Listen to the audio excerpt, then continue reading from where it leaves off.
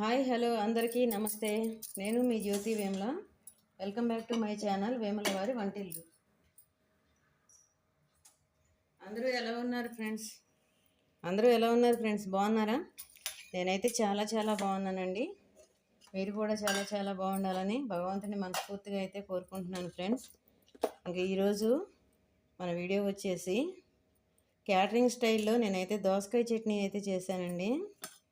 Catering స్టైల్లో చేసిన దోసకాయ చట్నీ అసలు టేస్ట్ మాత్రం ఇది అల్టిమేట్గా ఉంటుందంటే నమ్మండి. ఒక్కసారి అయితే నేను ఎలా చేశాను ఏంటి అనేది అయితే మాత్రం కంప్లీట్గా స్కిప్ చేయకుండా వీడియో మొత్తం చూసి చేసుకొని తినండి. అప్పుడు మీరే అంటారు. అంత అయితే సూపర్గా ఉంటుందండి ఈ దోసకాయ చట్నీ. ఇంకా లేట్ చేయకుండా మనం వీడియో అయితే స్టార్ట్ చేద్దాం ఫ్రెండ్స్. వీడియో స్టార్ట్ చేసే ముందు అయితే ఒక చిన్న మాట అండి. మీలో ఎవరైనా ఈరోజు ఫస్ట్ టైం నా వీడియో చూస్తున్నట్టయితే నా వీడియోకి అయితే ఒక లైక్ ఇవ్వండి, నా వీడియోని అయితే షేర్ చేయండి, నా ఛానల్ అయితే సబ్స్క్రైబ్ చేసుకోండి ఫ్రెండ్స్. ఓకేనా? ఇంకా ఇప్పుడు ఈ చట్నీ అయితే టేస్ట్ అయితే చూద్దామండి. ఫస్ట్ ఎలా ఉందో ఇందులో కొంచెం నెయ్యి వేసుకొని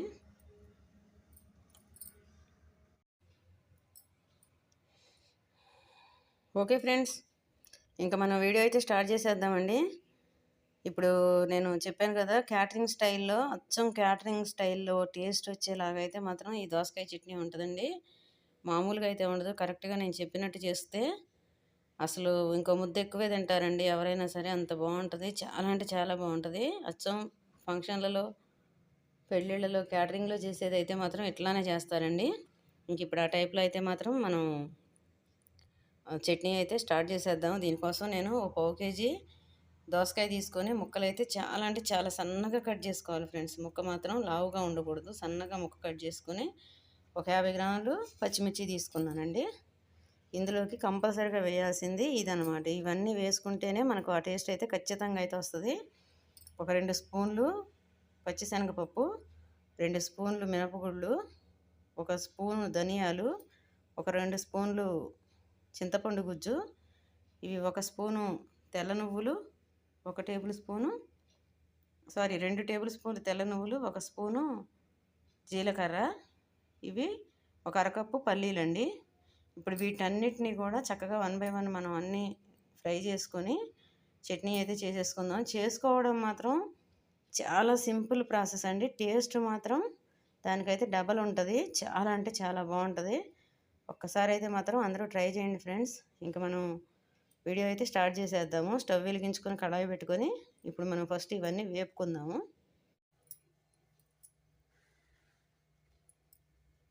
ఓకే ఫ్రెండ్స్, మనం స్టవ్ వెలిగించుకొని కడాయి పెట్టి ఆయిల్ అయితే వేసుకున్నామండి. నేను ఇప్పుడు ఆయిల్ వేటెక్కిందండి. ఇప్పుడు ఇందులో పల్లీలు వేసుకుంటున్నాను.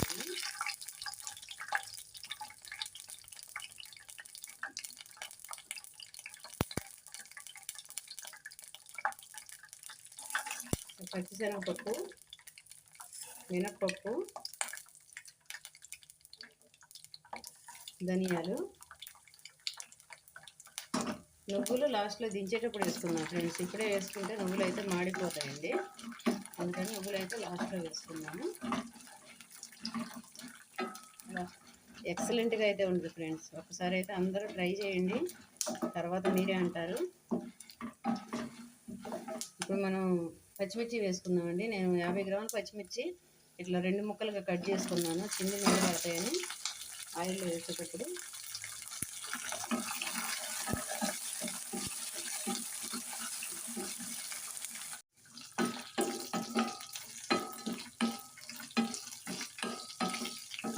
ఇప్పుడు నాకు మిర్చి కూడా ఆల్మోస్ట్ వేగినట్టే ఫ్రెండ్స్. కొంచెం కరివేపాకు వేసుకున్నాను నేను. ఇందులో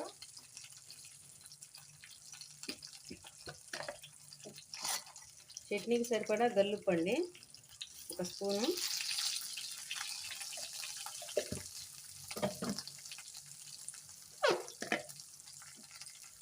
కొద్దిగా పసుపు,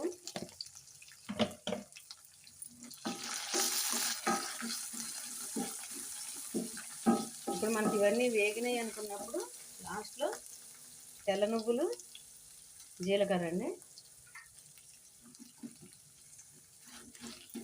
వేసుకున్న తర్వాత ఇంకా స్టవ్ బంద్ చేసేయచ్చు ఫ్రెండ్స్, నువ్వులు మాడిపోతాయి.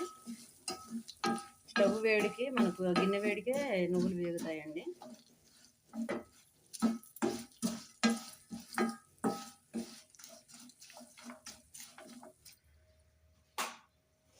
ఇప్పుడు మనకు మిర్చి అయితే వేగిపోయాయి ఫ్రెండ్స్ చక్కగా. ఇవి కొంచెం చల్లారాలి మనం పచ్చడి పట్టుకోవడానికి. ఇది పట్టేటప్పుడు 4 వెల్లుల్లి గర్భాలు వేసుకుందామండి ఇందులో. మళ్ళీ తర్వాత మనం పోపులో వేసుకుంటాం. 4 వెల్లుల్లి గర్భాలు వేసుకొని, ఇది చింతపండు అండి, చింతపండు పేస్టు. ఇది కొంచెం చల్లారిన తర్వాత మనం మిక్సీ చేసేసుకుందాం.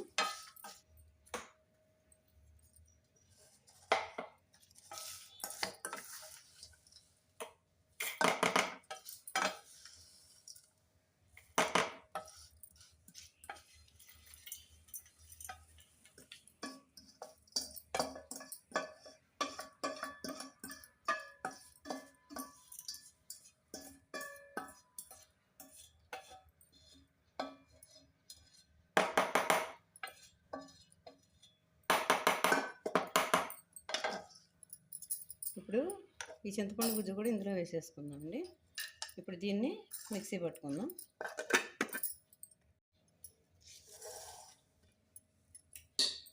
ఓకే ఫ్రెండ్స్, మనం పచ్చడి అయితే మిక్సీ పట్టడం అయిపోయిందండి.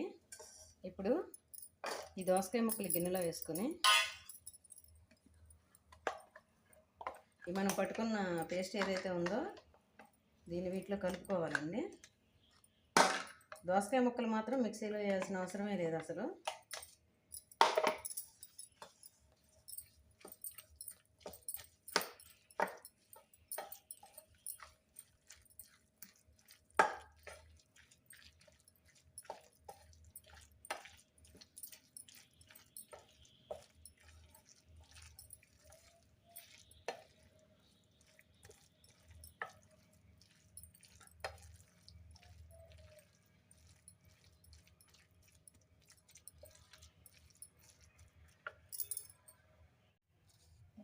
మన చట్నీ అయితే రెడీ అయిపోయింది ఫ్రెండ్స్. ఇంకా మనం ఇప్పుడు పోపు అయితే వేసేసుకుందాము. కడాయిలో కొద్దిగా ఆయిల్ వేసుకొని,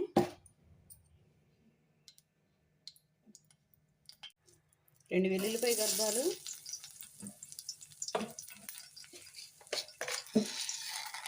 కొద్దిగా పోపు దినుసులు,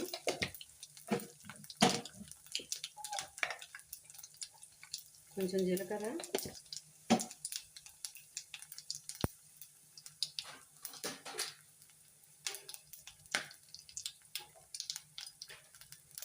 రెండు ఎండుమిర్చి, కొద్దిగా ఇంగు అండి,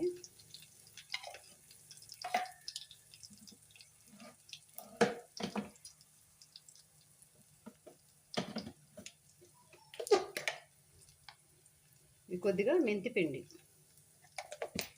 మెంతిపిండి వేయడం వల్ల అయితే టేస్ట్ బాగుంటుందండి.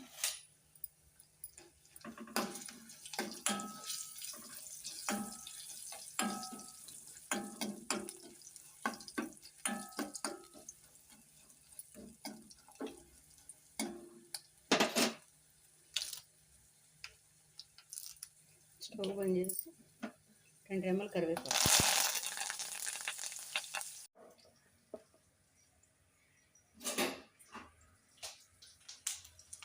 ఓకే ఫ్రెండ్స్, పోపు అయితే ఇందులో వేసేసుకుందామండి.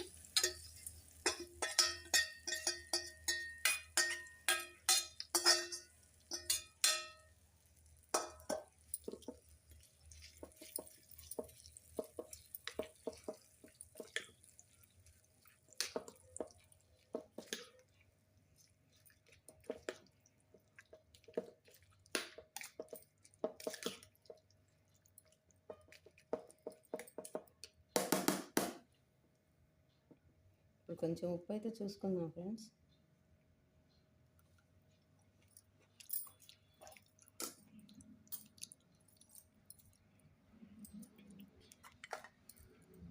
సూపర్గా అయితే ఉందండి చట్నీ మాత్రం. ఎక్స్ట్రాడినరీగా ఉంది ఫ్రెండ్స్.